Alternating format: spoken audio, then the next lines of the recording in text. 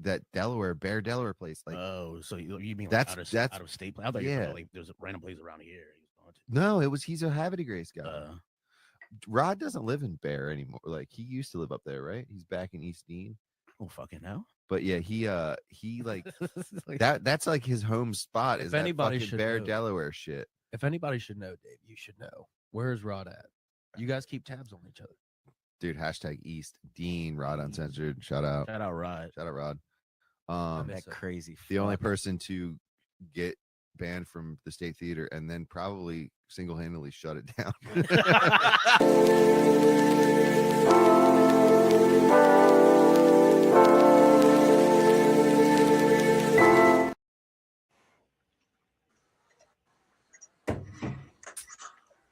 Welcome to Rod Uncensored Podcast. I'm your host, Rod Uncensored, man. I got my man, Pause, man. This man right here, 505, he got 45 jobs. He will change your transmission.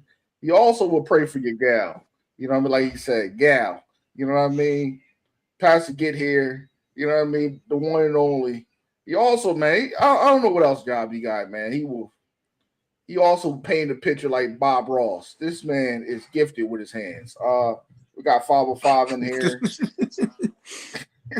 We got 505 in here, man. We got Elijah the Barber in there, man. You got Corey Castle in here with a K. Now to see a K. I never seen Castle stuff. I never seen this shit before in my life. Man, how everybody doing, man? Great. Can't complain, man. Same old soup, just reheated. Reheated soup, man. Yes, sir. What's up, baby? I appreciate that. Going on, Robin? Where your energy at, man? This your podcast, man. Well, man, I just got done watching my daughter. If you watch young kids, man, to put them to sleep when you got a 1-year-old, it's a lot, man. My baby's like a swamp alligator, man. Like the swamp people, it's a fight, man. So I'm trying to get my energy back, man. Bro, I'm like, damn, Rod looking like he just came from taking a nap. Man, this the fight with my baby, man. I also got baby mom drama. So this is crazy, man. I got you, man. I'm writing that note right now. Uh-oh. The Black Slim Shady in here. I'm in this bitch. I'm here. I'm here. Oh, you got a little echo. We good. I do? Yeah. I got a little echo. I don't know what's up with that, young brother. It's good now. I don't know what the fuck it was. No, that's them voices speaking to you in your head. It's probably, man. them fucking bills. The bill voice calling right now. You dig it. But how everybody weekend was, man? Let's start with that shit. Something simple. How everybody weekend was going, how it was, and all that bullshit, man. My weekend was good. If you start with me. Go ahead, start, man. Go ahead, man. I had a good weekend. Friday, I'm about to do some real ghetto shit. But listen, what the fuck did he put? He put some ice cream in his mouth, or what cream? What the fuck? It's like a powdered donut or something. But at any rate, this weekend was good. Had some shows this weekend. Had a brunch I went to yesterday, myself and Elijah the Barber. With a bunch of church people. It was a good event. We had to go on after a pastor. That's spoke. Yeah. They put two heathens. I really had to go on after a pastor because I went first. Two heathens after a pastor. Yeah. So that was dope. And then we left there and went to another function. And that was pretty dope. So yeah, my weekend was dope. And now I'm having ice cream. And I'm waiting for my wife to come home so, her and I can do the devil's lettuce. Devil's lettuce.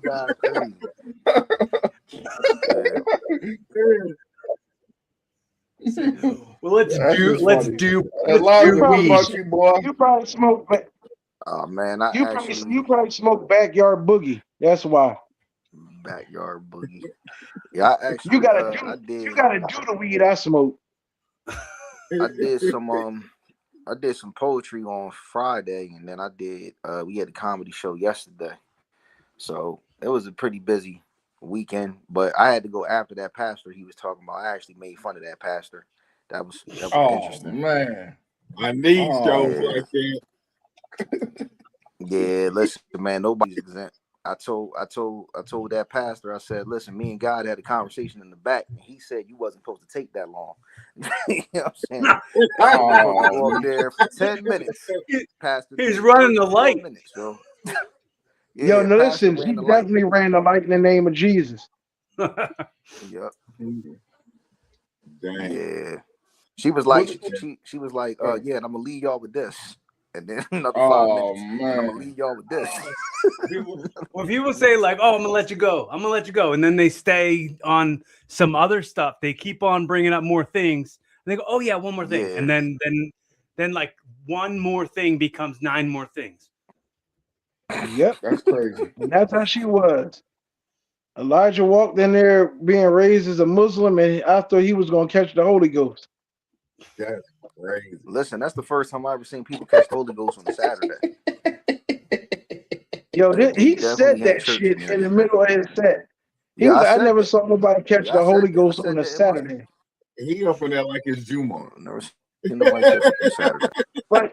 But in all fairness, you do have 7-day Adventists who go to church on Sunday. Yeah. And they catch the Holy Ghost. But that shit's crazy. It was fun though. Corey Castle, how was your weekend, man? It was pretty boring, really. I just went to work, and then today I just hung out with my dog all day. That's all I did. I work Saturday. I work Saturday too, man. So I understand, man. Yeah. Rod, you got a job? Yeah, man, I got a job, man. I got 2 baby moms / a wife. You know, I gotta work, man. Okay. He said 2 baby moms / a wife. What? His baby mom. One baby mom's name is Jill. When his baby mom's I don't name understand Jill. how Rod got time for. What do you say? I don't know how anything, man, because you don't never have no energy. You always act like your battery's running out. Man, it's that from that child support, man. My battery's running low from that child support, man. Your vocal box need to jump. Stop using dick skin condoms. You don't have to worry about child support. I was using lifestyles. I was using lifestyles. That man using them condoms from the health department. the goat skin Johns. It just say prophylactic on the front of his Johns. They don't say no names. Prophylactic. He got them 70-30s. It's 70% time they work, 30% it don't. I should have knew better because it only cost me $1. You know. Yeah, the ones he used, tell him he pregnant. That shit crazy as fuck. I'm pregnant by Heineken. That's what the fuck I'm pregnant by. Hitting them 75-cent condoms in the use recyclable condoms sponsored by Waste Management. Right, yo. So you gotta do what you gotta do, man. Hey, 505, man. The promoter of the promoters, man. How you doing? How was your weekend, man? I know you stole like 8 shows. I know you did 8 shows over the weekend, man. How you doing today, man? I did not do 8 shows, thank God. I did a show on Friday, and I did. I'm gonna say I did well enough that the owner is gonna let me have monthly shows there. So that's a blessing in itself. Because I was looking for another venue. Yeah, definitely. Congrats. And of course, I now do the comedy brunches at Joker's Comedy House.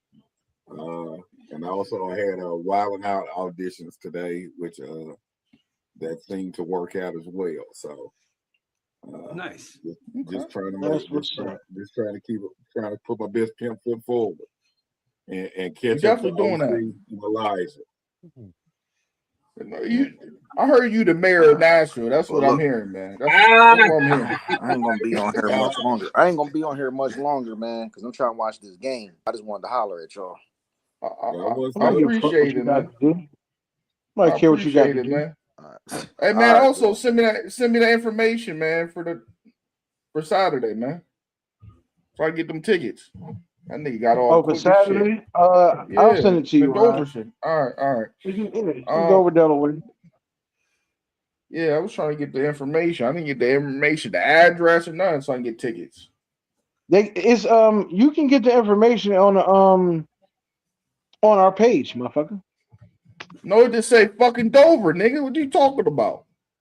It got. I guarantee you, it got information on it. We're not regular promoters, bro. We do things right. I'm gonna look again. Look right now. Look right now. When you see it, say, "OC, I'm sorry, you was right. I was wrong." Do it right now. I'm about to look right now. These are like their backstage conversations. I'm about to look right now. That's what Rod's podcast is. It's green room talk. Yeah, it's good. I dig it. I dig it. I'm not complaining in any way. Hey, 505. What's poppin', homie? So, what's up with your man, dog? Who you talking about, Rod? This shit just say May 9th, Dover, Delaware.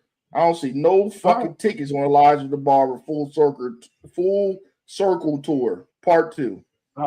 Yeah. So you don't see the flyer nowhere on my page. I'm gonna look on your page. Nowhere on my page. I'm about to go look on your page now. Yeah, look at on your page right now. And scroll down the page.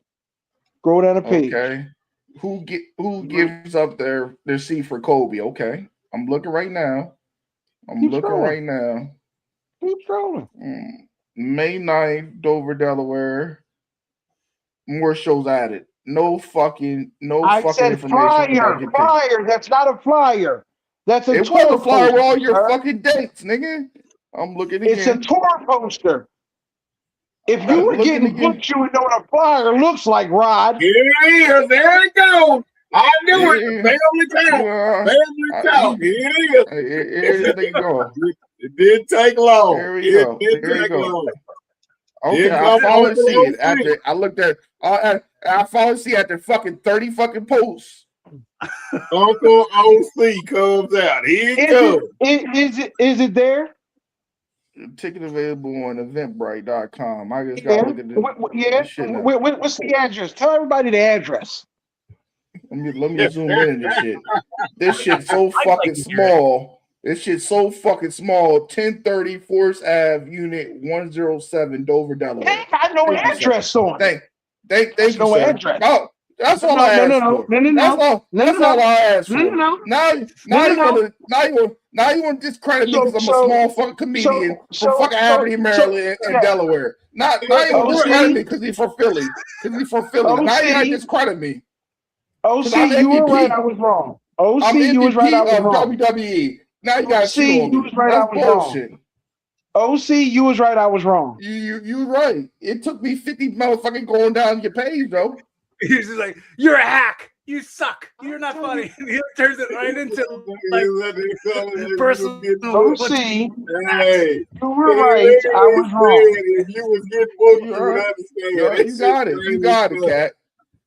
One thing for sure, too, for certain, Rod, me and Elijah are two of the most different promoters you will ever come across. But we start on time.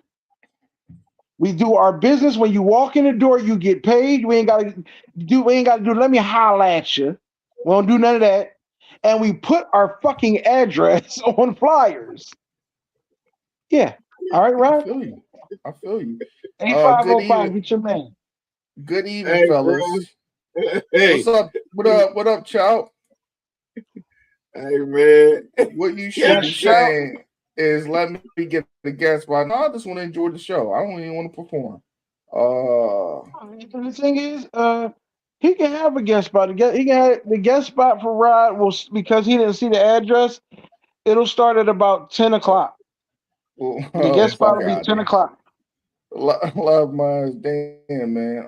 505 talk to him, man. Oh man, all right. Sounds like another brother I know, Mr. 505. Okay.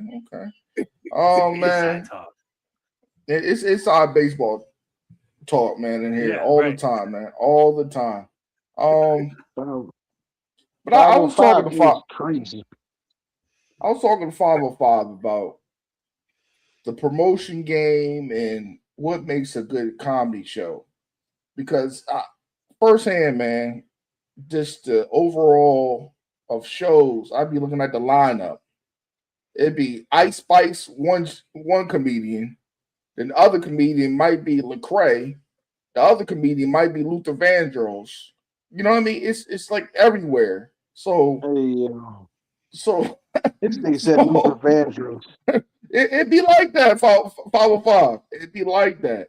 So, what do you think? Do you think that's a underrated trait to scout the comedians and also make the show just like cohesive? And also about the proper equipment and you know what I mean, proper equipment, the lighting. I know 505 talked about. Well, I did my show on Thursday. He said, "Man, why didn't turn the lights on? Why they had a karaoke mic?" So why do you think the variables of these things? So with these promoters, I can say this. So everybody except for one person has done a show with me. OC is most recently done a show with me. So OC, I think he could attest to this. Nobody on those shows together sounded alike. There was nobody that was the same comic. Therefore, when I'm pitching, this is our price line. When I give you a show, there's going to be a comic there for everybody. Everybody, as my guy just said, you know, it's like making a gumbo. OC is not Mr. 505, and I'm not OC. Elijah the Barber is not Mr. 505, and he ain't OC either. There's a comic. So when I put a show together, I'm trying to give the best show for your $20 that I'm asking you for. And that's what it's about. And that way, my consistency says, hey, I'm going to give you a reason to give me your $20. I got to give you something that is worth your 20 hard-earned dollars. Because $20 right now, shit, you can barely get 3 gallons of gas for $20. So I just came from across the street. I can't give you no bullshit show. So I gotta bring in people that are going to, number one, sell a ticket. Let me be clear, because I'm gonna give a shout out to OC. OC is in Tennessee. He had somebody drive 3 hours to pull up on him in Tennessee. And the man bought merch. So if Elijah was in here right now, he'll tell you every stop on our tour, no matter where it was across the country, I had at least one person show up to every LA, Vegas, Phoenix.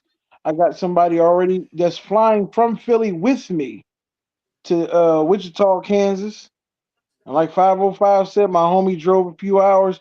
Not only did he drive a few hours, like he said, he brought merch, and he told us next time we come to Tennessee, we can all stay at his fucking 10-acre house with his land when we come back. Listen, 505 ain't bullshit. 505 rolled out the red carpet from the time that he booked us to the time we got back on that plane and came back to Philadelphia. So, and I stole a lighter out of 505 house. Hey, nobody even cared. But in reality,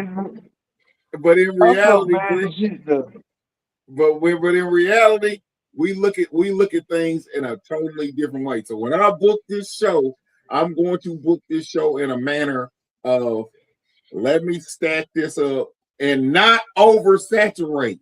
Because these shows with 25 fucking comments on it, nobody remembers you.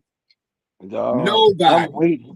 I'm waiting, bro, for you to finish. Nobody remembers you. You stack up a show with 9 comedians that you're gonna give $25 for when you can go ahead and give $150 to $500 to somebody that's really going to attract some. Because at the end of the day, out of them 9 comedians that you stack up, how many of them brought 5 people? Because that's what it really boiled down to. If you really trying to stack that line up to the point of bringing 5, hoping and praying that they have 5 to 6 people to come with them. Yeah. And it normally doesn't work out like that. Because if you got to stack them with 9 people, number one, somebody that's almost worth a damn ain't gonna want to be on no damn show with 9 people to begin with. Because when the fuck am I going on? Yep, exactly. By the time, sometimes like that, if it's too long of a show, by the time you get on, the crowd's over laughing. They're done. They're done being entertained. Like they tired out. Let me jump in real quick, okay? Because I've been throwing comedy shows for 9 years straight. Even through COVID, we were still doing fucking comedy shows, okay? That's comedy. I was throwing hip hop shows for almost 15 years before that. It's a simple formula. You need to have a host that's going to be engaging. If your host ain't engaging, your host is the point guard. Your host is the person that has to be out there fixing everything, running the plays, giving the announcement, turn off your phone, those type of things. The type of person that is going to bring that energy up and set the standard for that opener.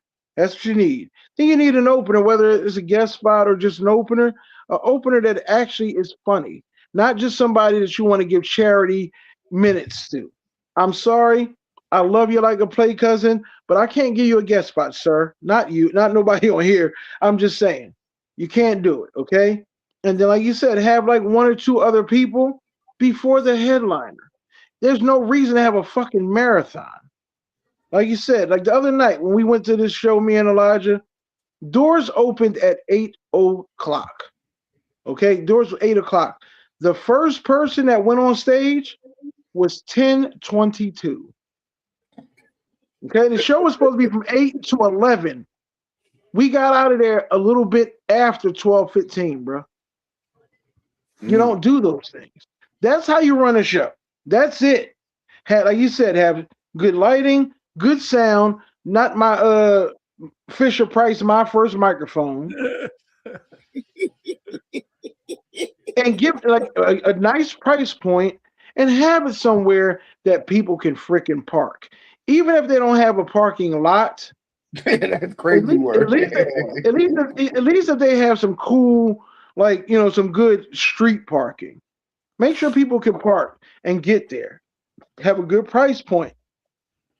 Have some food or some finger for somewhere they can eat and drink.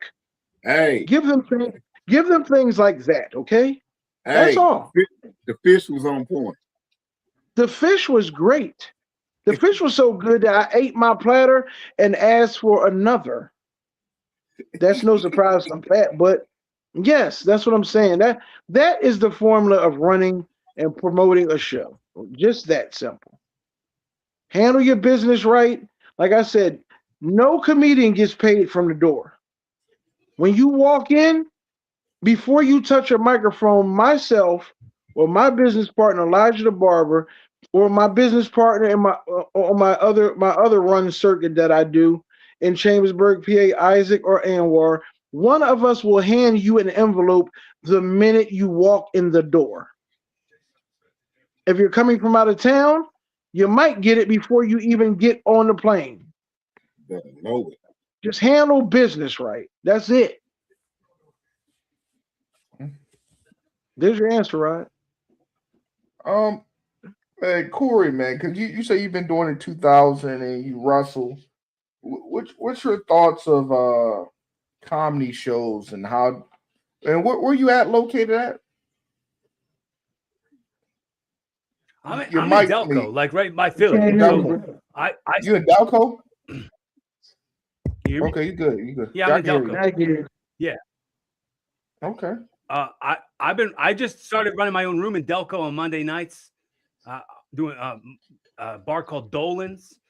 It's it's just a comedy show every Monday night. It's called Monday Night Raffle, and the logo is based off of Monday Night Raw.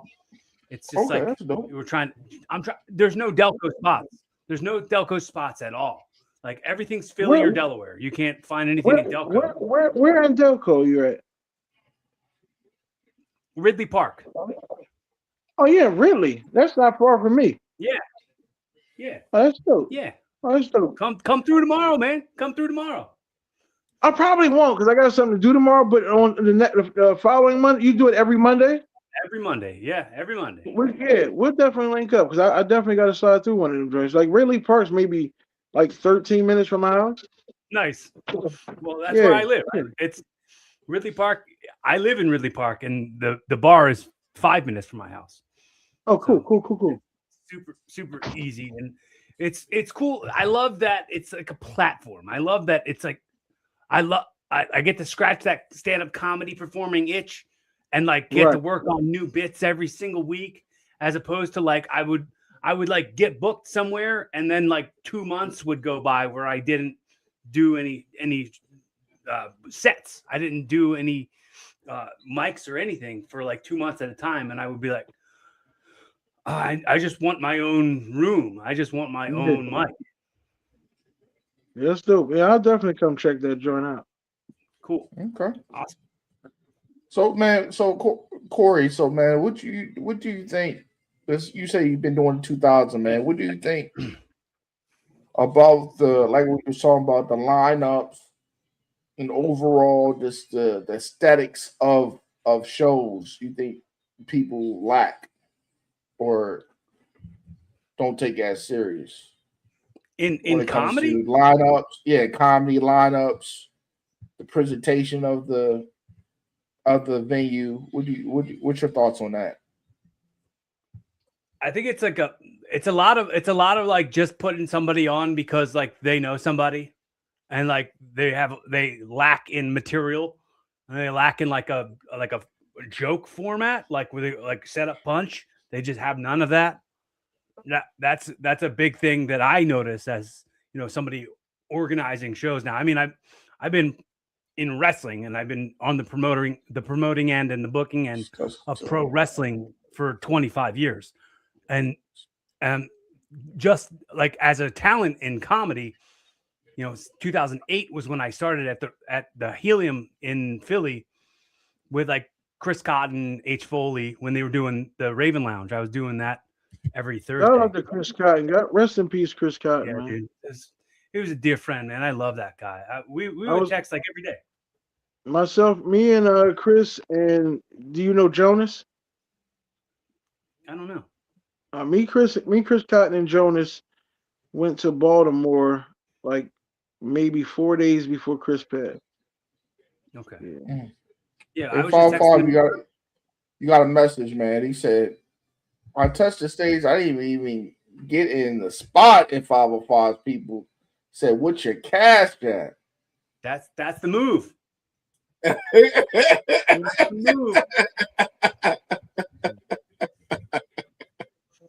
Oh man.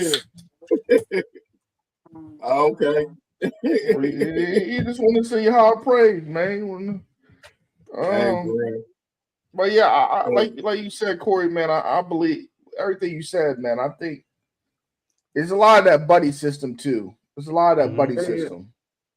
Yeah, it's in wrestling really hard, dude. That's why I've been in it 25 years and I never had a match in WWE. I mean, not to say that I never worked for WWE. I did, but 10, 15 years ago, it's like a real political nepotism system. It's like who you know and who you're related to and who your family is. Wrestling has more than one royal family. Like that whole thing. They're in it. Like almost everybody in the WWE right now is, and in AEW knows somebody or is related to somebody who's in a position of power to hook them up with a favor job. And I've never taken a favor job, and I've never kissed ass, and I've never sucked butts. It's not my thing. I never pretend somebody's better than they are. I treat everybody like you start out with an A and you earn an F. Oh, Ghost was talking pictures, was taking pictures while I was getting out the car. I said, "Oh, this is dope." Hey, man. Hey, tell whoever that is, that's probably Chow or Josh President. But one thing about it, bro, Chow. I try to give people the A-list treatment. I want the same treatment I give if I go out of town or close to it, because I don't want anybody to say that I booked them into town and they came into town and they felt like shit. This wasn't shit, or it was just another show. No, when you leave from here, if you do a show with me, you're gonna feel like family when you leave. You're gonna feel good. You're gonna feel good about the show. I'm gonna try my best not to have you on no bullshit. Hey, you're gonna eat good.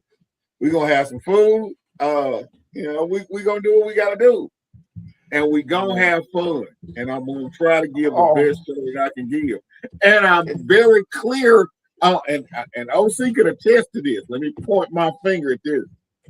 I'm gonna be very clear if you ask me, hey, what kind of crowd is gonna be. Listen, I'm gonna tell you about this, okay? Mr. 505 told us about all the shows we were gonna do before we got there.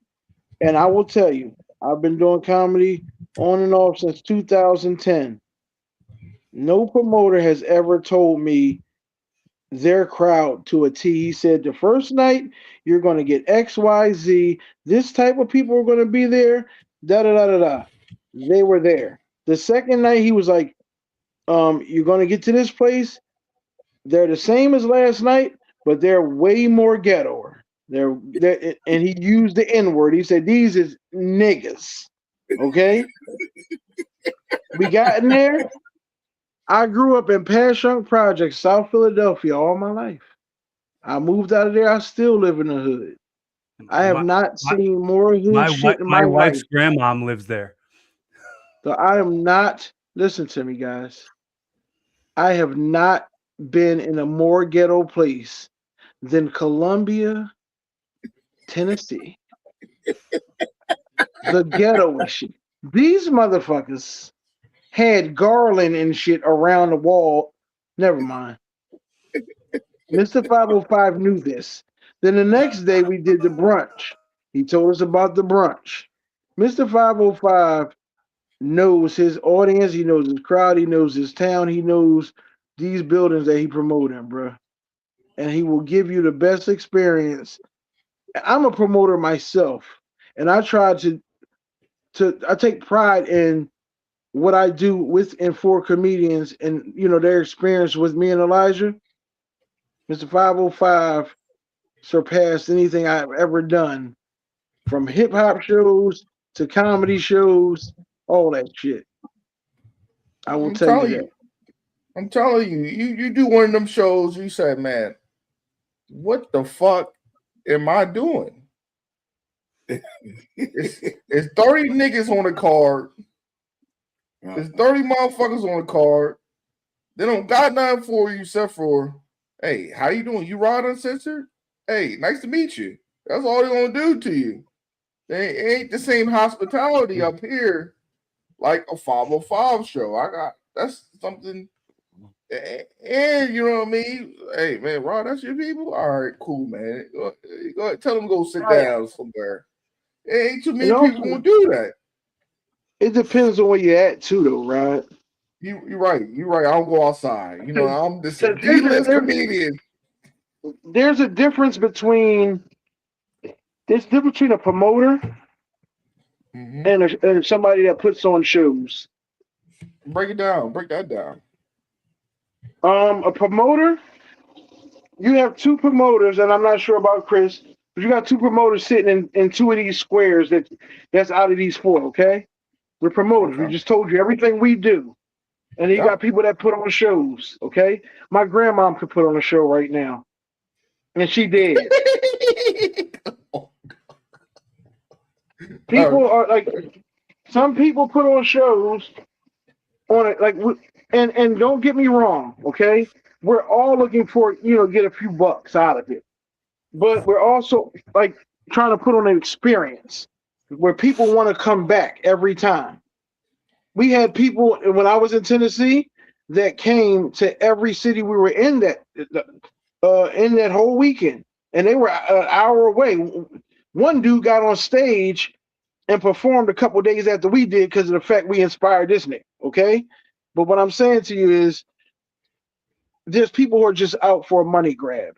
They don't care what happens, what time it starts. They don't care how the show goes. They cousin told them, look, I could do comedy. Look, I just need another body on stage just to sell some tickets. They don't care about the experience. They don't care about the shows. Those are people that put on shows.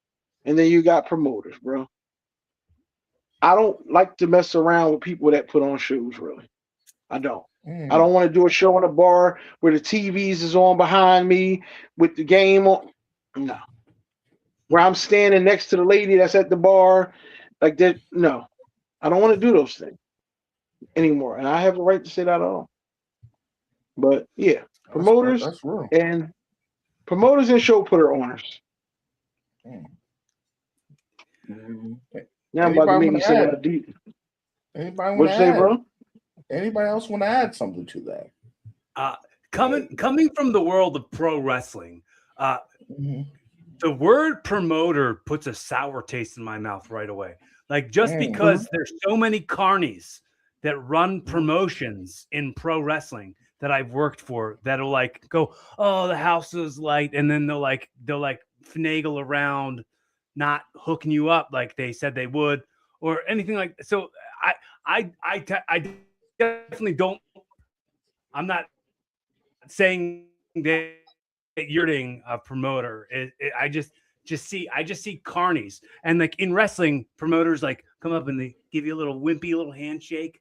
Like the promoters in pro wrestling, like the pro wrestling and stand-up comedy are so like parallel in the way things work. Like I want to make sure when I perform whether it's in the ring or on stage, it's like you're going to walk away from that remembering something that I said or did. Like you're going to continuously remember that. And anytime that comes up in your head again, you're going to remember me right away. That's going to be you're going to come away with that. And that's the way I design. That's the way I design my gear that I wear in my matches. That's the way I design my entrance. That's the way like I do everything in the ring. And now I'm trying to take that into the show of comedy. Like the more as it's like a, the experience is the best teacher. You get out there and you do a bunch of things, you get the reps. There's no way to get good unless you get the reps. So I get myself talking on a microphone 4 days a week, and I get myself in front of a camera 4 days a week. Like it's not as nerve-wracking as it was when I was younger. I was in front of camera. I shared a video yesterday of me recording I did sketch comedy with my best friend when we were like, it was 20 years ago, on like this camcorder, and it's like a grainy footage. I just shared it yesterday. I was like, remember how much fun we had laughing at this stupid stuff like 20 years ago. Like, can't believe that 20 years have just passed like that. Yeah, I got a lot of cats. Comedy and pro wrestling and stand up. I got a couple cats that wrestle. I got my man Matthew Mims. He wrestled in the NWA, the National something Wrestling Alliance, and I think it's in Tennessee somewhere. But he said that grind of that shit is a lot. He said that grind of traveling and it's incredibly thankless. Yeah, it is a lot. And it's like, as you're doing it, and only in wrestling, no, like comedy doesn't have this. As you're doing it, you're like, oh yeah, it's part of paying my dues for somebody to beat the shit out of me. Like you're not doing that anywhere else. Like I guess like bombing and eating your ass on stage is the same thing as like paying dues, but like you're never gonna stop doing that. Like that's part of it. Like that's the chance you take every time you get up there. Yeah, this shit a lot. Hey, my guy Malcolm said he's a professional bomber. He don't give a damn if he bomber. Professional bomber. Who said that? Malcolm, the light-skinned cat from the first show. No, I ain't gonna hold you, bro. I liked him. He was funny to me. Hey, he tells people I'm a professional bomber. I don't need to. Hey, if you don't laugh at these jokes, I'm still going to work. That's crazy. That's funny. That's funny as shit. And we got a question. Watching a comic bomb is so entertaining. And like you watch the back of the room with the comics all cracking up. Like I've been that guy just standing there holding my stomach laughing at somebody bombing because it's just incredibly awkward. All right, y'all see that question? How do y'all feel about comics that think that they're funnier intoxicated and they're not? They're funnier than what? That's beer goggles, dude. Yeah. When it went away, it says like, how do you feel about comedians who think they're funny? They're funnier intoxicated and they're not. 505, you got you know a couple motherfuckers came in there drunk as a motherfucker skunk. Man, break that down, man. Y'all know you know, man. I don't condone drunk comics. I can't tell you what to do because I realize that certain things get you into certain rooms. I realize that I might not be the superstar that I want to be because I don't do powder. But I know there's a lot of people that do powder. I realize that I will never be there because I don't want to do powder. I can't knock somebody for what I do. I prefer if you're going to do a show with me for you to be under control because you don't know how things are gonna go during that show. Things can get out of hand, and I'm gonna use me as an example because OC told me what I said was funny. He said, but I went militant than a motherfucker. He said I went militant. First night we're performing. I'm on stage. Number one, hey, Elijah's headlining. I'm doing a feature spot. I'm doing 15 to 20 minutes doing a feature. I got to make sure that I alley-oop this to Elijah. That way he can come up here. It's a smooth transition. Elijah's a smooth guy. Let me go ahead and get this shit cranked up so he can go ahead and mellow this out and close this shit out. Man, look. But you know what, too, 505, like, you did great. You did great up there. But that's what I was saying about even if you didn't, because you had a well-structured show. But if you didn't, I feel like setting Elijah up is your host's job. Yeah. It's your host job. Well, so, you know, my host is Broadway Bobby. Broadway Bobby, so he is a host. He understands hosting. He knows his job. He knows the structure of what he's going to do. And he's not going to be intoxicated. He's not going to be any of those things. As a host, he knows 2 to 3 minutes here between each comic. Because we're not gonna be here more than 90 minutes. From the start of the show to the end, 90 minutes is done. We're out of there. It's time to take pictures and eat fish. He said time to take pictures. And one thing they do in Tennessee, boy, they want to take some damn pictures. Man. Yeah. It's a comic didn't understand that on here. They take pictures. Me. I'm gonna say this because I'm not used to that. They don't do that on the East Coast like that. They do it. You just don't be out there. Yeah, you're right. Let me say this again. I'm in the G League. Again, I'm in the G League. Where I go at, they ain't taking no pictures. Let me ask you a question. Let me ask you this question, though, Rod. And I'm gonna keep it a bean with you, bro, because I hear you say that a lot. Why are you in that league? Because I don't play ball with people. I don't play ball with people either. No. I don't play ball with people either, bro. But you know what I did in my city? You know what I did in my city, Rod? I didn't have to play ball because I'm not getting in nobody else's lane. I made my own fucking highway. That's what I made my own highway so I could drive all across that shit.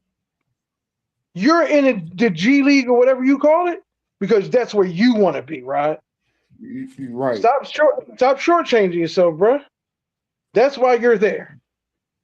Because Rod wants to be there, and Rod is comfortable being there because Rod says, I'm in that league so comfortably. Come on, bro. It's about you. Rod is a booker, and he don't even know it. It's more comments looking at your podcast right now than you realize. And I told Rod all he got to do.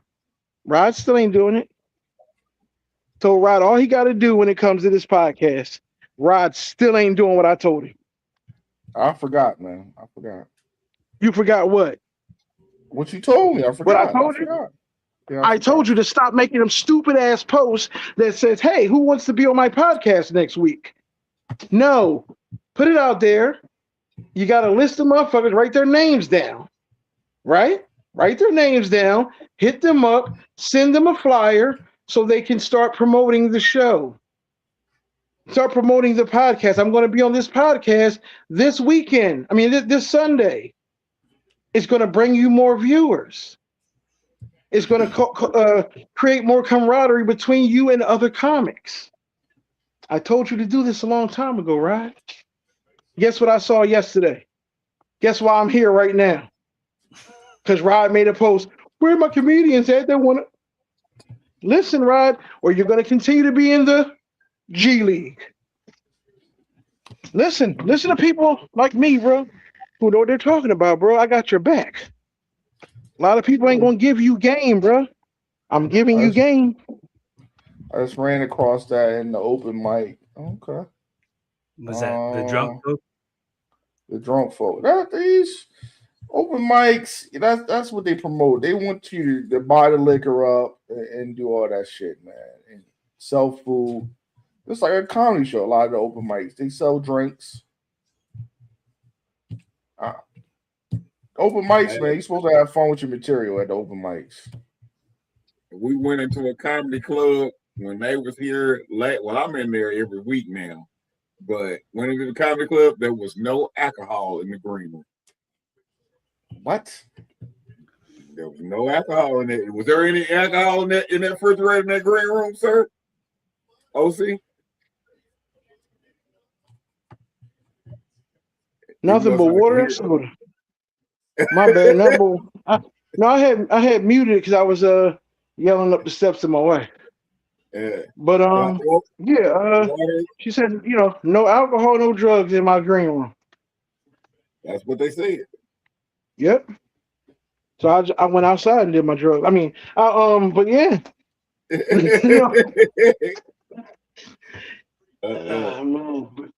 No, but that's what it gotta be. That's what it be sometimes, man. It's to the point where you gotta have some structure in your show. You gotta have structure on the stage. I'm locked in. Oh, that's good, child. And I will agree with that. I will agree. He is locked in. When it's game time, it's crunch time at the line. Well, you got to see who's gonna hit their free throws. And everybody's not gonna hit their free throws. Some people are gonna hit a brick. Yeah. And yeah. And I gotta say that some people need that liquid courage. And as long as they don't overdo it, there's nothing wrong with it. Go ahead. My wrestling coach, Eddie Valentine, my first day being coached by him, he punched me right in my face. He said, Don't ever look at me. Don't ever look at me like you don't know what you're doing. Don't ever look at me like you're not confident that you belong here. You could have done anything except for be a pro wrestler, and you decided you were deserving of being a pro wrestler. You believe that you belong here. Show it in your work. And I use that and I applied that to everything I do. So like I applied that to hosting my podcast. I applied that to my pro wrestling matches. Of course, I applied that to stand up comedy. I apply that. I do that with anything else I'm doing. It all serves the purpose of I believe I belong here. And if I'm drunk, I don't know what I am. Okay, man. So, since you talked about this, man, wrestling. My man told me how much these schools cost, right? My man told me, he said some of these wrestling schools cost 5 bands or more to be a professional wrestler. Huh? That's not a lot. That's not a lot? No. Like, it should be more. Look, how much does Planet Fitness cost? How much, you know what I mean? Like, $10. How much any gym membership costs? You know what I mean? Like, you're going to wind up paying more than what you're paying at a Planet Fitness. You know what I mean? Like, you're going to pay less than what you're paying at a Planet Fitness to get trained to be a pro wrestler. But at the same time, like, you're getting what you put into it. So like, if they're like, do you believe you belong here? Do you believe that you deserve to do this? Do you believe that you belong in our sport? Like, you're going to come over the barricade and be on this side of the barricade? Like, that comes at a cost, and it's not for everybody. Like, so it is gyms like that cost Planet Fitness you can go to be a professional wrestler. Right. Like, how much does an MMA school cost? Like, it costs like $250 a month. Like, some of them $150 a month. Right. And that winds up ending more than you paid to be a pro wrestler. Like, that more than a tuition. What are you trying to pay for, Rod? No, I'm just talking about I got professional wrestler friends that I went to high school with. And they talked about how much the schools were costing. One man said he paid like 5 bands to go to professional wrestling school. You know what I mean? So I was asking him, was that bullshit or not? But he said it's not. He said it's funny that the price of getting trained to be a pro wrestler has not gone up in 20 years. But the price of everything else has gone up. But the thing is, a school, I'm also a coach. So when we're running a class or a school or a seminar, people will make every excuse to not pay. When it's like, what, like you're saying you want to do this thing, that it takes our time and our effort and our risk that we've got to take to teach you to do this. We could be using that time to do anything else, but we're sacrificing that time to put our stamp on you. Show us you're serious. I got another question. I got a conspiracy. Yes, did they kill Owen? Did WWE kill Owen Hart? That's a great question. I have that same question myself. I don't know. I don't know. I mean, I was like 8 years old when that happened, so I don't know. I'm just saying that overall nobody has died in the ring except for him. Right. Did you ever see the footage of that guy that died in the ring in Mexico against Rey Mysterio? Well, technically, I'm talking about the WWE. Like Owen died in the Ray crowd. did that drop toe hold that like puts him down Yeah. so he could do the so he could do the 619 and do the draped over the rope and just died there. I'm trying to do the 619 tonight. Sometimes with that honey pack. Hey you. Hey. You need a honey pack. You need a honey pack for that? My blood pressure is high, man. I'm saying all you need is a little bit of all you need is a little Vaseline and a nudie book in the bathroom. My dick is bipolar now. I got brown belt first. Hey, 505. My dick is bipolar. I got gonorrhea 3 times. I'm not lying when I say this. And my shit's got Tourette's. Sometimes it blink out. You know what I mean? I can't help it. You know what I mean? Need to get if you got what you say, chlamydia 3 times? I got gonorrhea 3 times. Oh, gonorrhea 3 times. Yeah, you need to get your dick laminated. Yeah, sometimes it happens. Man. It happens to the best of us, man. You know, some people are obsessed with the clap. Applause break. Yeah, sometimes it happens, man.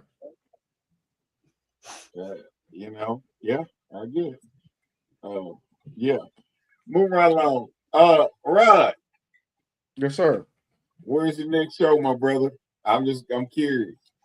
I don't know, man. I'm just living life, man. Being a father. I'm gonna reach out to some people, man. I think I'm gonna try to play ball. I think I'm gonna do something I want to do. Rod, stop saying you got to play ball. You don't have to play ball. I'm just saying I'm gonna go to. I wanna host a little bit, so I think I'm gonna go. I'm gonna go to a couple of these clubs and try to get past or something. So to get some hosting experience. You have to get confidence in yourself. Because as a promoter, if I seen this show right now, it would be hard for me to book you. Okay. Because you don't have confidence in yourself. So why would I want to book you and have confidence that you're going to do good on my show if you don't have confidence in yourself, bro? That's fair, man. I'm just saying, why would I? I know, like me personally, I know you're a good dude. I know you. I know I've seen video of you and things of that nature. But if I wasn't OC and didn't know you, I would be looking at like, I don't know. I think a lot of myself. I don't think I'm the only comedian that had insecurities or. I'm not saying you are, but you're the only one that's one of my friends, or I look at it as a friend that has insecurities. Yeah, you're right. I didn't know I was at that level, so I appreciate that, man. Because at what level? That F word. I appreciate you saying that because hey, dog, we appreciate it. I don't know you from comedy. I've talked to you outside of comedy on a personal level. You're right. And you all like I have no problem. Like 505, I went out there. That's my play cousin now. Like nigga, like love 505 like a brother. It's my dog. Shout out to him. Fucking Broadway Bobby. Fucking my man Dookie. That's family out there now.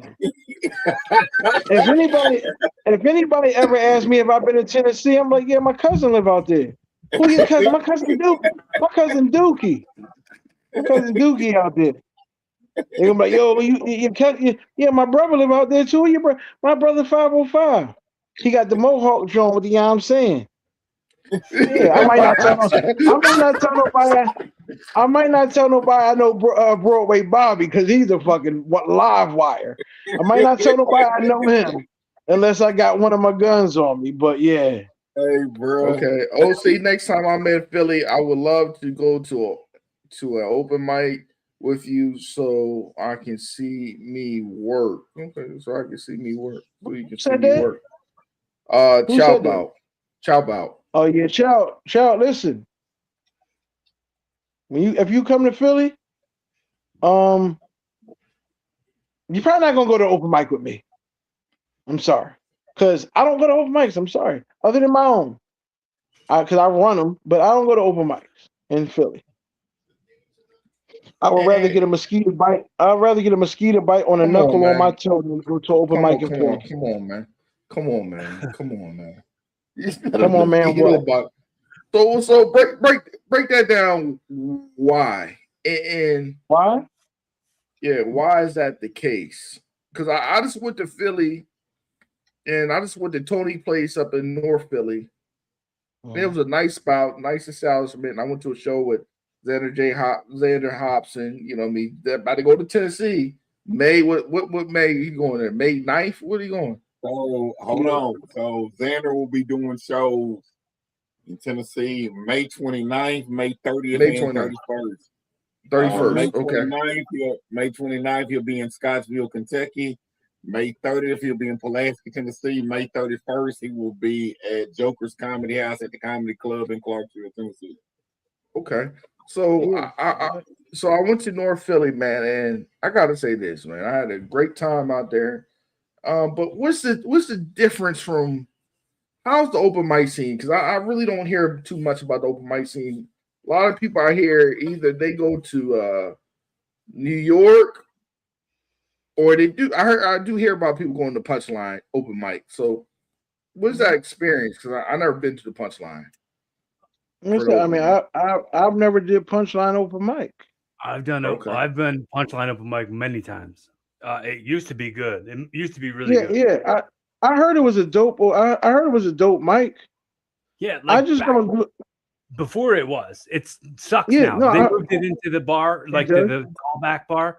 So it's like outside, inside. It sucks. Yeah. And like shit falls flat.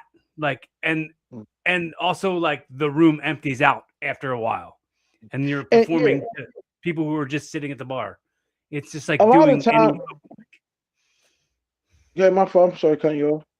Oh, it's like doing any mic. It's just doing open mics is painful, man. It's just it's like you're trying to do like 5 minutes. Like where can you spread your legs in those limited spaces? And the thing about Philly as opposed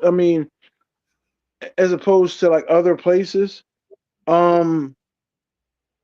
Philly's open mics are mainly a lot of them. I'm not gonna say all of them. A lot of them are just mainly other comedians, and I don't want to perform my jokes in front of 25 comedians and 3 audience members. I just don't. So that's why a lot of them here in Philly I don't go to. Like, do I do open mics? Yeah. Like when I travel, the first day I get somewhere, most of the times I go the day before. I'm supposed to, do my first show, and I'll do an open mic.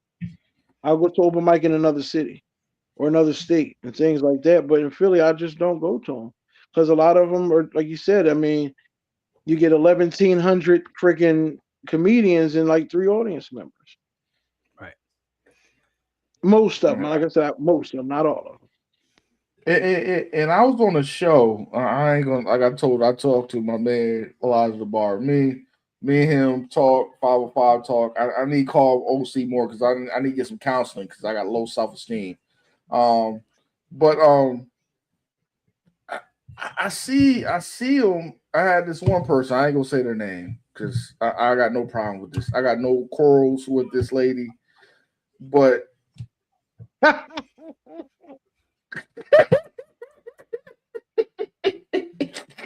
You ain't even gotta say who you talking about because I just gotta.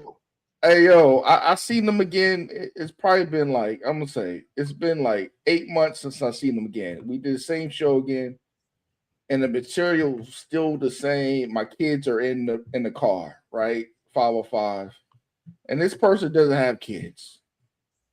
Okay, and No. And I'm like, you didn't do a refresh on none of your material or nothing, right? And I'm like, And I'm gonna be honest with you, bro. A lot of people don't redo. I mean, a lot of people use jokes that they've been using for a while, and that's fairly well and good. I mean, but if you're using a joke for a while that ain't yours, yeah, that's different. That's different. But what do y'all think about? What do y'all think about the stolen shit? Do you think sometimes it's good to like flesh it out? Like you shouldn't still be talking about. You should still be talking about Diddy jokes. I feel like that shit's been. You can still talk about Diddy joke. Why can't you talk about Diddy jokes? All right, let me say another joke. Spirit jokes. Who? Like that Spirit airplane. Man, I was on Spirit and the nigga gave me a juicy box, a Capri Sun. Or do you think it's certain jokes that played out, or you think every joke is still fresh? You can still talk about Spirit. there's topical, and then there's hacky, and then those things combine, and then this recycled shit that everybody else is doing.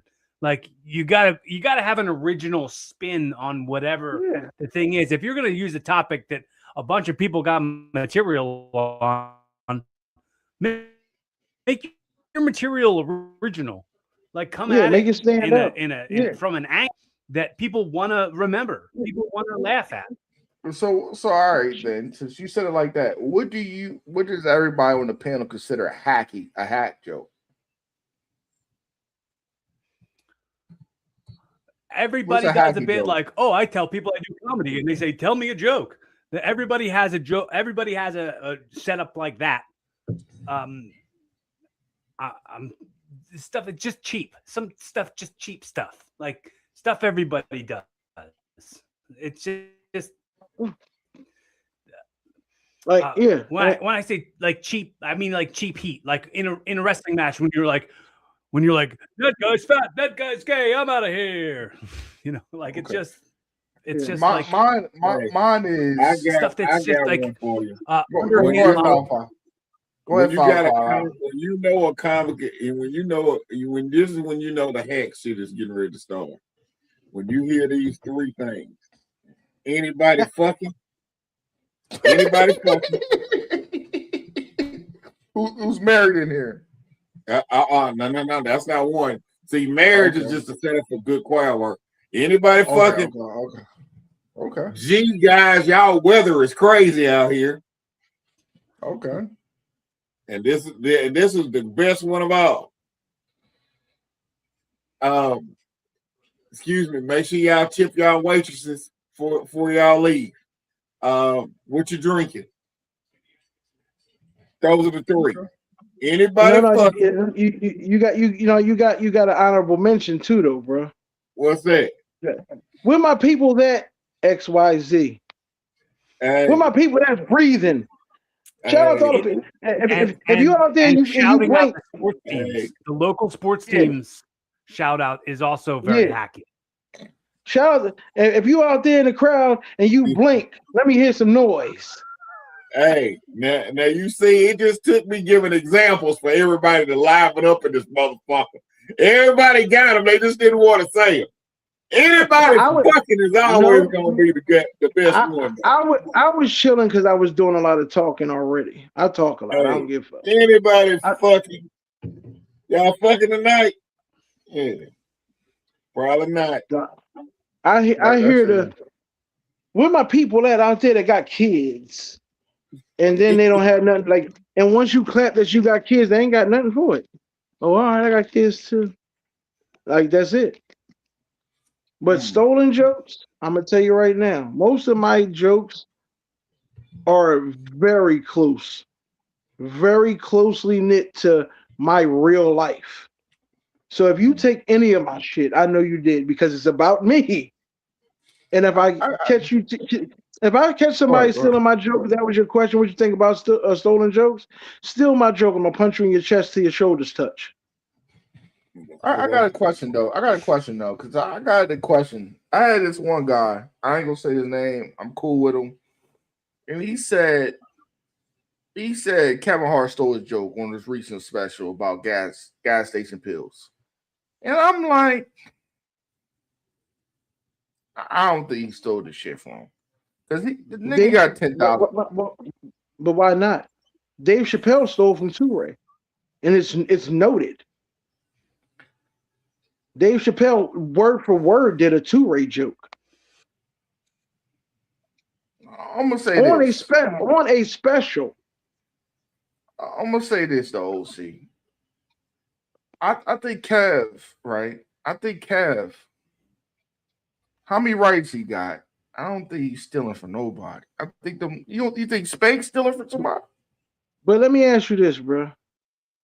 Let me ask you this very good question, okay? You don't think these people that have writers, you don't think they sending people out to scout too?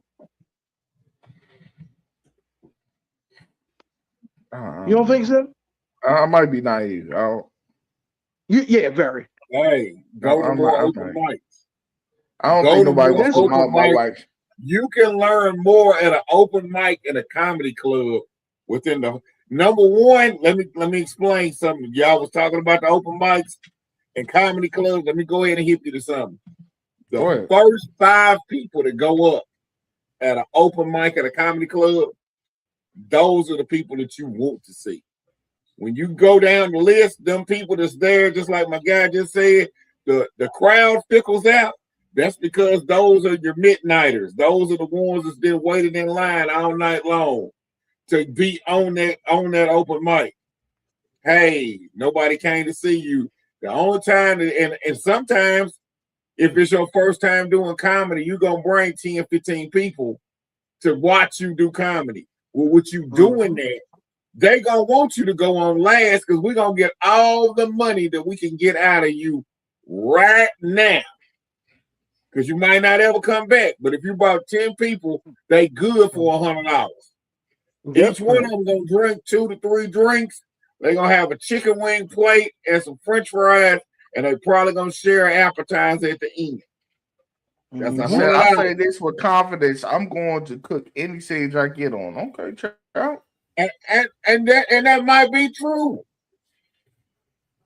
But as far as like this open mic shit, I'm gonna tell you something, Rod. If you went to 3 open mics a week, you're gonna see a difference in your comedy. Not only are you gonna see a difference in your comedy, you're gonna see a difference in the way that you want to do business of comedy. Just 3. I ain't saying that you got to go every night. I'm saying if you only doing one, triple that shit. Triple it. Once you, and then you gonna learn, oh man, you can get real cold at this shit. You get real cold at it. And Rod, you know what you have that a lot of people don't? You have I'm not gonna lie, like you have a nonchalant personality, a very reserved, laid back personality, and you could play off that, bro. Just get up there and you can play off of that nonchalant, saying some of the rawest shit in the most monotone voice. And you can play off that shit, bro. I got a homie that he don't do comedy no more. He stopped, because I don't know why. He fucking had an epiphany or something. But that was his thing. He was the angry man. He was the angry man. And that's what he went up there and did. He just talked about shit that pissed him off. And did very well with it. So I don't know, Rod. I got you though, bro. Because you have what it takes. You just don't want to have it.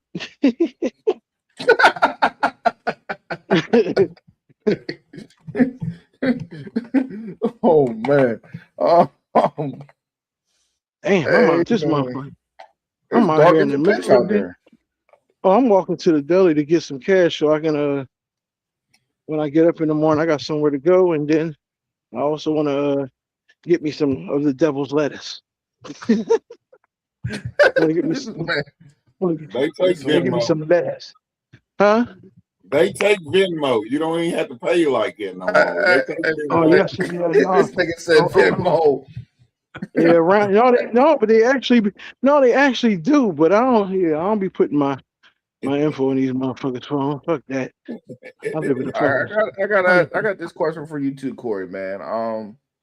What do you think the separation from back in the day? Because I'm 34. I'm about to be 34, right? I'm probably way much younger than all 3 of y'all motherfuckers, right? Yeah. What do you think the charisma of wrestling and the promos, the mic skills, pause? Why I feel like it's a slump from back in the day of just the charisma on the mic and the actual wrestling skills. Do you feel that way? Oh, I know what happened. I know exactly what happened. The world got too soft. The world got too soft, and they just wanted safe. They just wanted safe entertainment, and people were going like, oh, it was the Attitude Era. Everybody would be offended by any of that stuff that would happen now. So anybody who talks on the mic has to say these things that somebody wrote, and they're just performing it. These are actors playing pro wrestlers, not pro wrestlers playing a gimmick. That's the exact switch that happened, and that was probably around 2000 when that happened. I like the Heartbreak Kid, all that shit from back in the day, even before that. Mick Foley, you know what I mean? He was not the most athletic guy. The early 2000s people, with the fucking sock to the mouth, Paul. You know, this the gimmicks also, but you know what I mean? It was really great. I feel like the storytelling was better back in the day than now, and that's why I have a disconnect with it. Because it's for kids now. It's not for everybody. Like it used to be for people who wanted something different than what pro wrestling used to be. They didn't want Hulkamania anymore. They wanted something else. And then the Attitude Era gave them pizzazz and personality and like risk taking and like pushing the boundaries on stuff. And then the boundaries got pushed too far and the world got soft and everybody's offended about everything. So they stopped doing it. I agree with that, man. Because I say that even with Hollywood, man. I don't think everything gotta have black people in it. I don't think every movie gotta have white people in it. You know what I mean? Some stories don't need either ethnic group in it to tell a story. Right. I mean, like, why is everything got to be represented in everything? Like representation is important in everything. I agree with but that. like, I I don't watch a movie and go, "Hey, there was no white guy in that." Oh, what the heck? Like, I didn't say that for The Godfather. I didn't say that for The Godfather. So I totally understand that. Right. Like, I totally understand. I don't care, dude. Like, I not that like, it's a weird line for me because I feel like anybody who like the world is already very divided. And when you find excuses to divide us more as people, it kind of hurts this collective spirit of us all. Like, let's unite some more. Let's learn some stuff about each other. Let's not like just accuse things. Like what you call it, man? I said when I last time I watched wrestling, I said MVP was a whack wrestler, right? I thought he was whack, me personally. Also said Sean McMahon was whack, but I loved his fucking theme music. That theme music. Shane McMahon, here comes the money. Fucking theme music. Dope as a motherfucker. Right. The $1 Million Man's fucking theme music and then his fucking gimmick of being everybody got the price. I love that shit. You know what I mean? Junkyard Dog, all that shit from back in the day. I love that shit. And even that gimmick shit of the Undertaker dying multiple times. That shit was dope to me. You know what I mean? But I feel like the shit now, man, is so fucking boring. I can't get down with it. Storyline wise, it's predictable. It's very predictable. It's very cookie cutter. It's very like here's the narrative that gets pushed, and here's more of that, and like very much. There's a lot of storylines that are the same. There's a storyline with Roman Reigns going on where he's going, Jacob Fatu, you're not ready to be this level. And then Cody Rhodes is also saying to Braun Breaker, you're not ready to be on this level. Like it's too many similar exact storylines that are just continuing to go on at the same time. It's like ChatGPT is booking wrestling. OC. Like I don't know if that was Chris Jericho with that bed scene on the mat. I want y'all to understand that there is like a whole deal going on right now. I'm talking about this man is walking in the if this is not the first of a Rod Uncensored show, this is the first. This is the first. He is literally at the door to go pick up his product on this show. And I Live want on y'all to know that y'all are podcast. totally ignoring all this shit by talking about wrestling. Y'all totally ignoring it. This man went to the ATM. He's using it now. To go get proper. This man, hey, Right. and he's on Eastern Standard Time. Let's talk about that. He is at it 10:30 at night. Yeah, To get my something boy that he should have got at 6. LA might still got the match in him. He said LA might still got a match in him. Okay. What are you lying about, Rod? What you lying about, Rod? What you say? I said you too. What you lying about? See you tomorrow. I'm not lying about nothing. That man just told him 6 years. I'm fucking with you, bro. That's my But, that's my line. I always ask people what they lying about, bro. I know you're not a liar. I try not to be, man. I try not to be, man. But yeah, man, I like that's something I was talking to my mans about, man. My man went to Vegas for the WrestleMania. I want to go do it. I want to do one WrestleMania because I remember being a poor project baby watching that shit because my cousin bought that shit back in the day, and that shit was epic. You can't afford it. It's too expensive. They're priced out. They priced out the poor kids.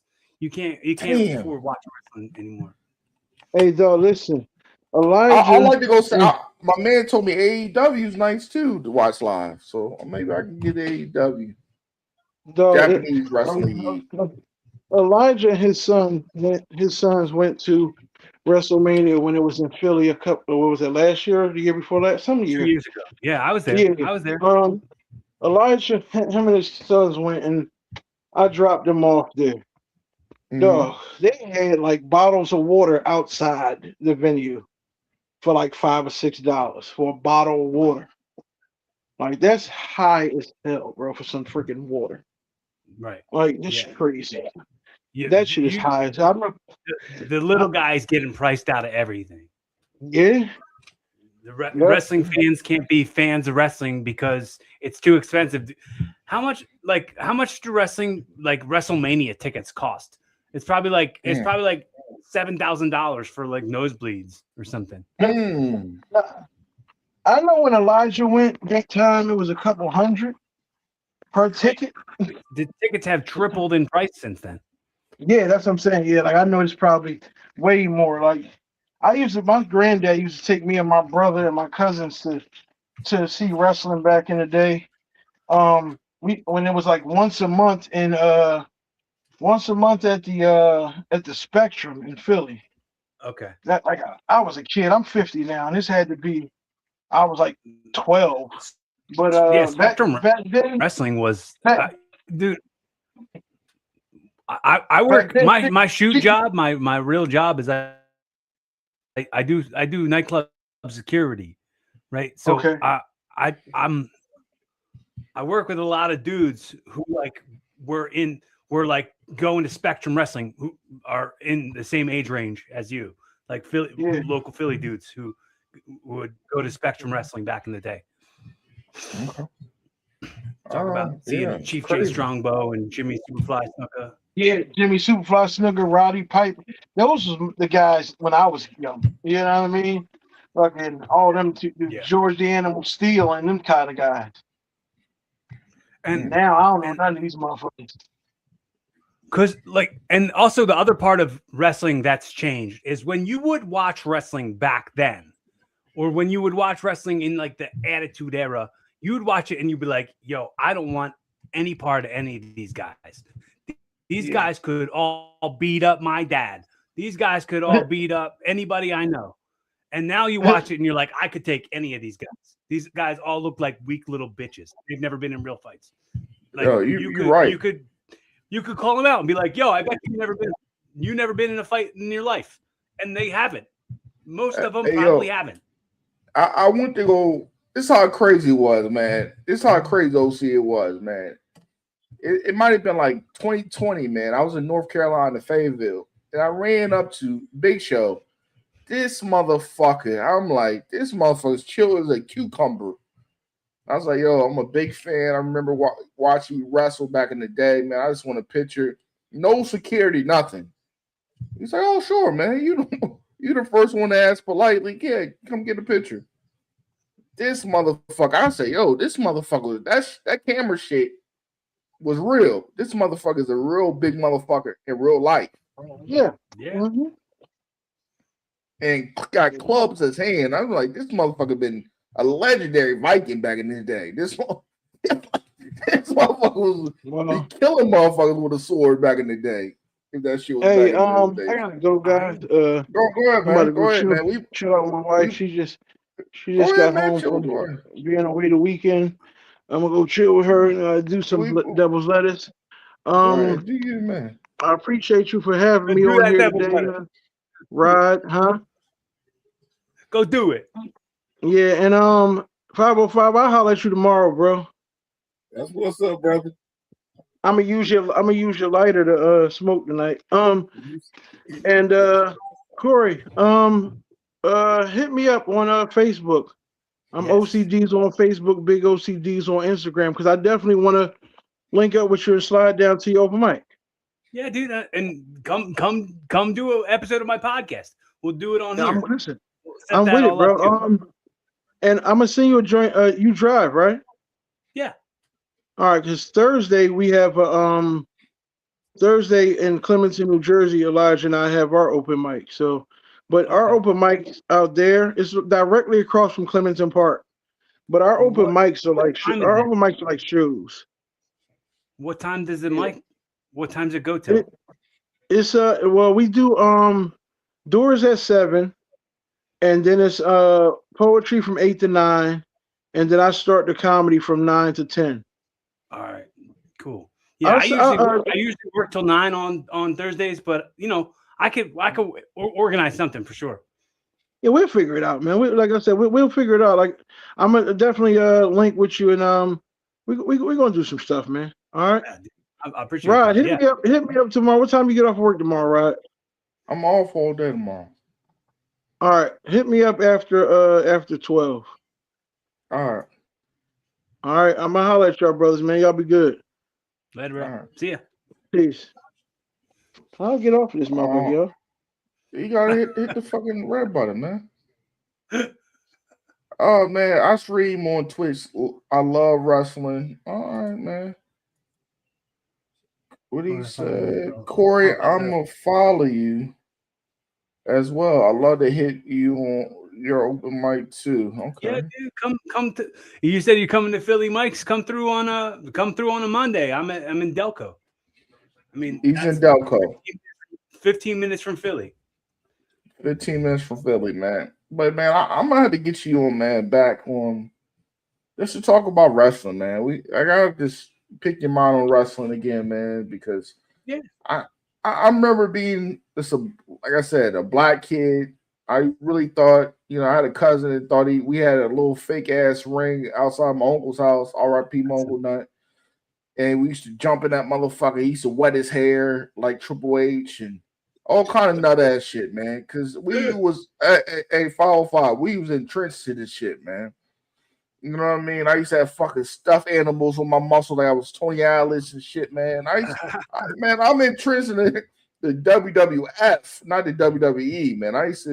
We used to have cassettes, all kind of shit. Play the games. We buy Tony Atlas is a really cool dude, man. If you, I've like sat down and have conversations with him, dude. He's a good guy. I used to meet my other cousin. We used to be like, "Yo, Virgil, come here." I used to treat my cousin like he was Virgil. You know what I mean? And you know what I mean? Like we was in trance, man. We really thought we was gonna be a tag team partner, man. What's wrong with you, man? Didn't nobody want to be Virgil. Nobody want to be Virgil, but man, like yo, me, Bob. Yeah, I'm telling you, we used to be like, we should really think that shit the most ultimate seriousness of trying to be wrestlers, man. That's how much shit that shit used to give. I feel like wrestling and hip hop are the most. That shit used to stop division and multiple people. You know what I mean? Any ethnic group, wrestling and rap. Yeah. And wrestling has how much fucking reference in wrestling. Yeah. You can make friends easy if you could talk about those things. Just them two things. My mom used to keep a bad in her car like Sting, motherfucker, 505. she was King Griffey bitches, you know what I mean? Like Sting. You hear me? So that shit just like pop culture. It's just pop culture. But before we get out of here, man, because I just took my honey pack and I gotta be Rey Mysterio tonight because I drive a Fiat. My dick is not big 505, but pause. It is a Fiat. I get good gas mileage with it, and it's, you know what I mean. If it was a basketball player, it'd be Tyrese Maxey. Great energy. Before we get out of here, Corey, man, let the people know all your social media they can find you. And I appreciate you coming on here, man, because I get a lot of capping ass podcasters that don't show up. Only person I can really guarantee on pause, you know what I mean, till he gets out of me, gets to Hollywood is 505. So I appreciate you coming on here, man. Shout out to Elijah the Barber. Shout out to OC Diesel. Yeah. But big shout out to you because there's a lot of people in Hollywood me and a lot of people be asking me for $250 to come on my podcast. And you know what I mean, bro? I got child support. Go ahead. You know what it's gonna be. I've been doing my podcast. My podcast is called Evolving. I've been doing it since 2017.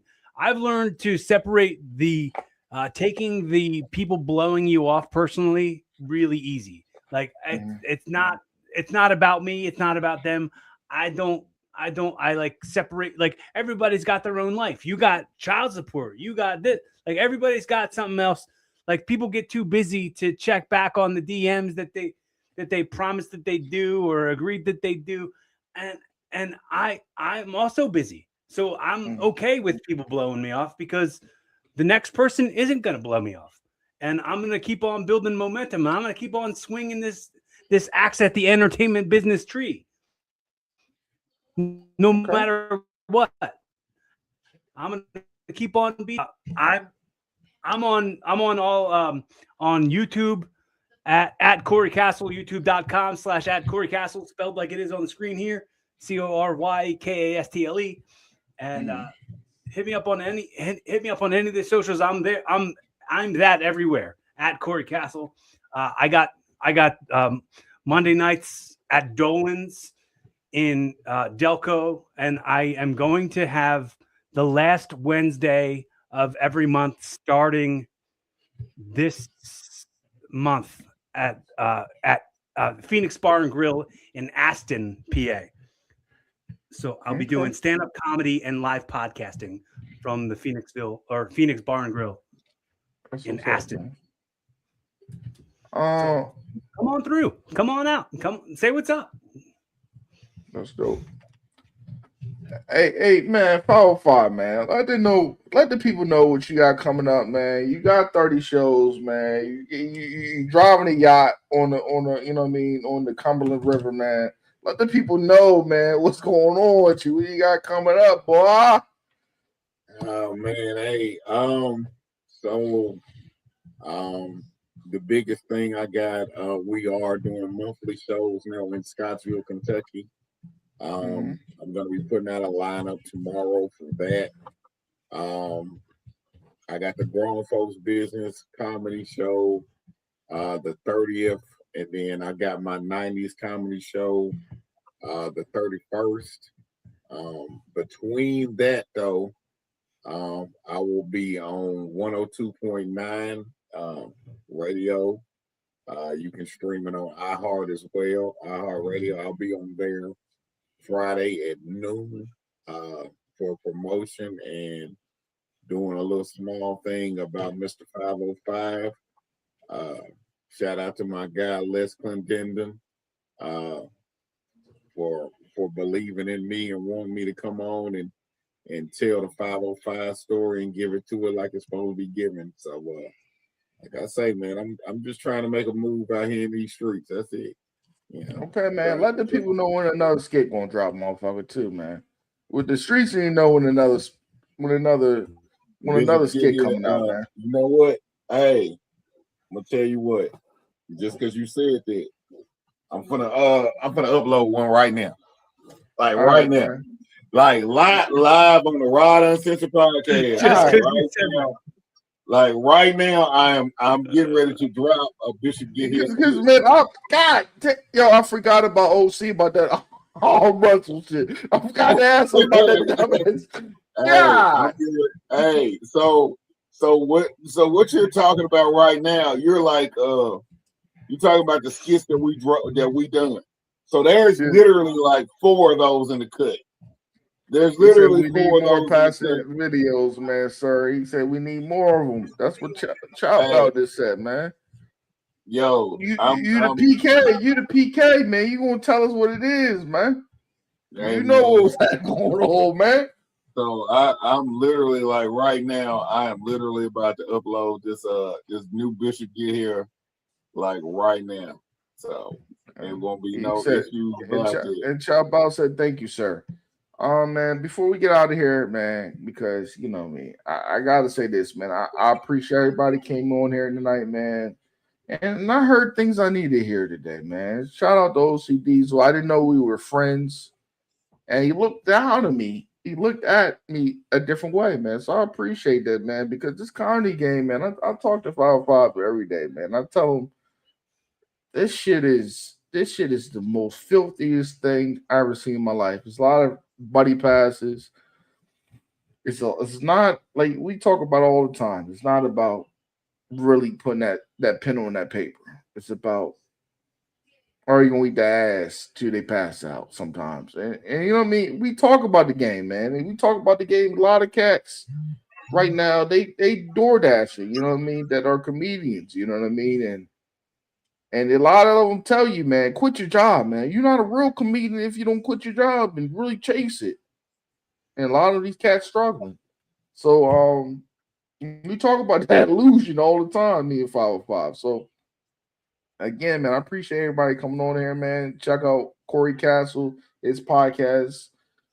He said it's Corey Castle on YouTube and all his social media. Yeah, at Corey Castle on YouTube. And if you're in the Delco area, go check his open mic out, man. If you're in Nashville and in the outskirts or whatever, hit that Eventbrite, because you know 505 put a show every day out. You know what I mean? He got a show on Monday, Tuesday, Wednesday, Thursday, Friday.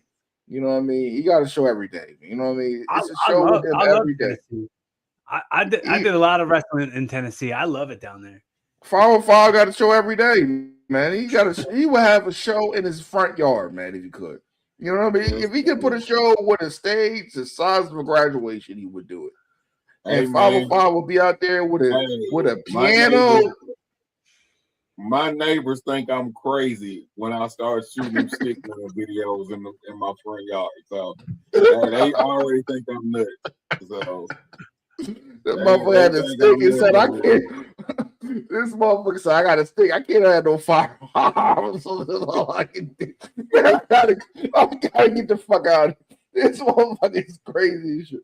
Again, man, I appreciate everybody coming on here, man. And I gotta get out of here, man. The morning come early. I appreciate everybody coming there. Thanks. The currency of your effort and your attention is important. So I appreciate you guys. Appreciate everybody who's watched and anybody who hits that follow button. If you follow along with anything I do, or you listen, if you heard anything I do and you like it, is bring any value to your life, do the things. Like, comment, subscribe.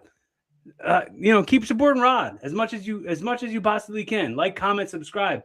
Appreciate all those comments today, man. Those are really cool to see. Yeah. All right, man. Good night, man. And we out, man. Have a good one.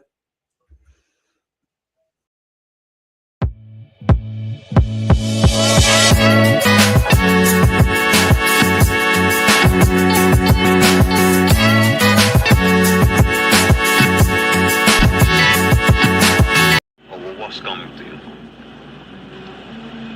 The world, Chico. And everything in it.